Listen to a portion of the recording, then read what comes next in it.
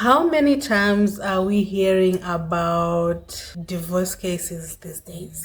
How many people are getting divorced in a year or worse, in a month? How many times are you seeing people on social media comment things like Roro Emega, Rekuda Kororo Mchajirega? How many times are you coming across that? So what do you think the young age is thinking about marriage? I'm talking about the generation that is to come, Gen Z, because the internet is painting marriage as the vice, as the enemy. There is an attack on marriage, and it seems like the enemy might be winning.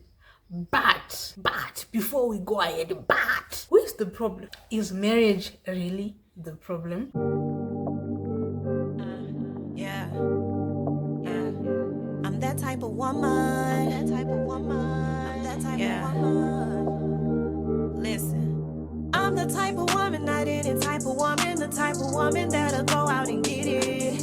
And I ain't with that shoo and all that gossiping. Ain't worried what's in your pockets. I'm just minding my business. You see, I'm the type of woman, not any type of. Hi guys, my name is Melody Valeria, your favorite internet sis who cooks, cleans, crafts, and does anything and everything in between. And lately I'm being pushed to talk about marriage. I don't know why. So if you have a defensive answer to give, or if you want to attack me based on what I'm about to say in this video, well, I'm sorry, because you got the wrong girl, because it seems like the person who is going to talk in this video is not me. What I'm about to say in this video is not me. I've been pushed to say this because wow. Okay, so before we go ahead, Kuruku Pisa, let me have some water. So let me answer my own question, which I just asked. Is marriage really a problem in today's society? And is it now useless to get married, if I'm to say? My answer to you is marriage is not the problem. Marriage has never been the problem. But the problem is you. You are the problem. You and the person you marry, you are the problem. The two of you in that marriage, you are the problem. So stop saying, "Oh, Remega, no." Start addressing yourself, Iwe Wakarimira, because you are the problem. Let's start look at why it seems like there are high divorce rates, high separation rates. People just find it easy to just up and go these days. Please don't come to me and say you only got married like 3 years ago. What do you know? I know enough. First things first, people out there are getting married for status. For status, you are getting married because you like the status of being married. You like being called Mukadzi wa Ningi. You like being called Murumu wa Ningi. But did you really sit down and think about what marriage entails for you? Did you really sit down and think about it? Because marriage is not about the wedding dress that you're going to wear on your wedding. It's not about your Rora squad or your Java squad that you're going to have on the day of your wedding. Rora is not about the food or the catering company that you're going to hire on the day of your wedding. Marriage is beyond that. The work in marriage comes after that. So instead of you to pray to God to bless your marriage, to bless your union, the first thing that you do when someone proposes to you is start thinking about, where am I going to get my gown? Which designer is going to design my gown? Which designer is going to make hembe chafekwana wangu?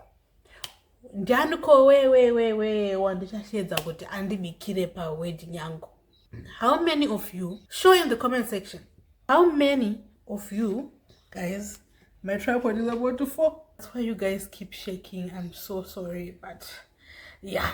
How many of you Show by raising your hand in the comment section. Actually did fasting and prayer when you knew you were about to get married?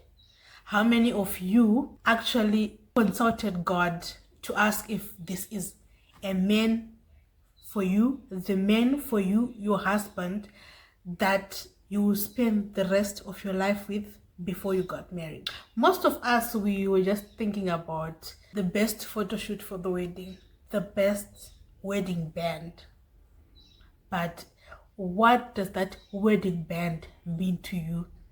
You cannot answer me. Most of you are getting married while you still want to be individuals. You still want to be independent, but you want to get married. When the Bible says, murume uchasiya vabereki vako, wavachinamene mukadzi wako, mukadzi wako futi achasiya vabereki vako, chinamene nemurume wake.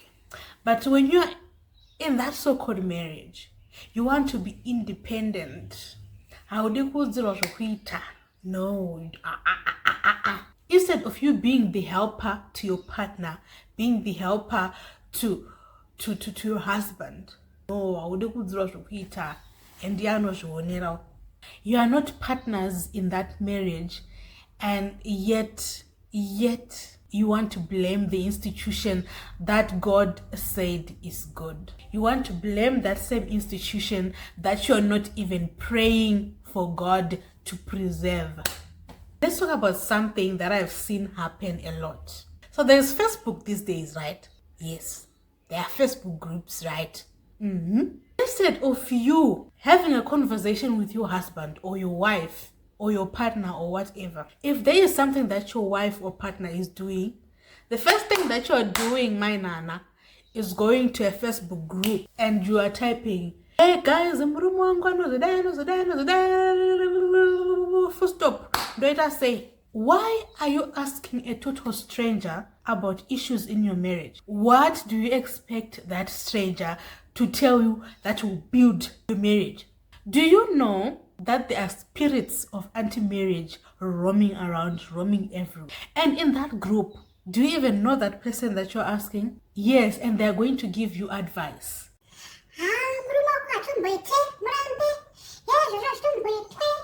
Have you ever been to that person's house? Do you know how they take care of their household? Do you know what they do when they're with their partner, their husband, or their wife? Yet here you are, sakami, swallowing advice in the streets. Nemuna asingatombozive your life, asingatombozive your husband. What happened to communicating in that marriage, you and your husband? Ask him why he's doing A, B, C, and D. Because I don't think those strangers that you're asking really know the answer. I got parfait. Those strangers that you're asking, they don't have the answer. They don't know your husband unless they are his siblings. Are you saying those people in that group, my siblings, because I really don't see the point. Those people trigger me a lot. Those people trigger me. Hey. It's different to when you go into a group, let's say women trying to conceive, and you ask, guys, I'm trying to conceive, what can I do? And people will tell you my remedies are right, and not going to say A, B, C, and D. Do it say, how do you expect another person to give you advice based on that?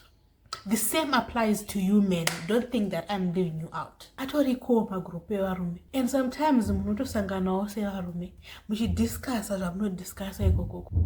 You are different individuals. How do you expect another man to tell you how to handle your wife? When there seems to be a problem in that marriage, you're not going to go to God. You're not praying. No. God is going to be your last resort. Kneel down and pray. If there is something that God has convicted me so much, and it's so funny, there are days when I am like really bitter and angry, and I just tell myself, you know what, tell God, because if you tell God, things will be okay. And funny enough, the moment that I say what's on my mind, the situation changes.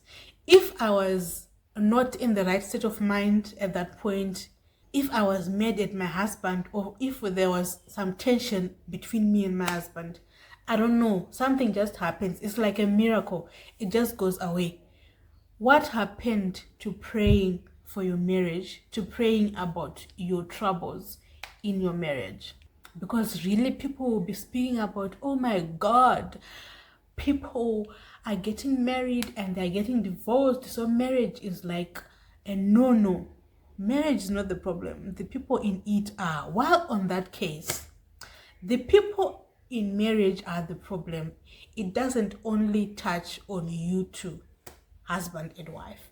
It also touches the people that surround you, the extended family that comes with your marriage. There are times when in-laws and Hamadze want to come in and have a say in people's marriages, and that's also unfortunately another contributing factor to these divorce cases, to these separations, because unfortunately people don't know where to draw boundaries. People don't know where to stop. When people get married, they are now focusing on them too and trying to raise a family, but there will be forces saying A, B, C, and D, whispering A, B, C, and D. Those are the problems in marriage, not marriage. So when you pray that you have the opportunity or the blessing to be married into a family that knows boundaries, that know where to stop. Because it truly can't be a marriage when there are so many voices that are trying to control you and your husband, or you and your wife. So at the end of the day, marriage is really not the problem. The people in marriage are the problem. So if you're a young person, if you're a young sis, my sister, don't lose hope in marriage, okay? Just because you see all these bad things happening, don't lose hope. You need to pray. Pray that God gives you a good partner, a faithful partner, a partner that wants to be a husband. You remember I said the ones in the marriage are the problem. Some people do not want to be husbands yet, but they just want the status of being married. You don't want the responsibility that comes with being a husband or being a wife. You want to get married, but you still want to have the freedom of being a single person. You want to have the freedom of being in the world, but you want to be married. That's contradicting you. That's contradicting. It doesn't work. So pray that you yourself are ready to be a wife or a husband, and the person that you're going to marry is ready to be a wife. The same applies to being a mom or a parent. Some people can be good husbands, but can't be good parents. Pray that you have both: a good husband, a good parent, a good wife, a good parent to your children, and a good in-law to the people. A good in-law, right? Let's stop, with all due respect, let's stop saying marriage is bad. You are bad. Pray for what you want. Specifically, tell God what you want. I want a God-fearing man. I want a God-fearing woman. I want someone who will take responsibility. I would want someone who will not cheat in this marriage. Someone who is actually committed to this marriage. And you will see that's the best marriage ever. Okay, guys, I think my time here is up. My time is up, and I've said what I needed to say. If for any reason I realized that I left some things out, I'm going to do a part 2 of this video. So drop a comment in the comment section and tell me what you think. From me to you, love and light. Bye.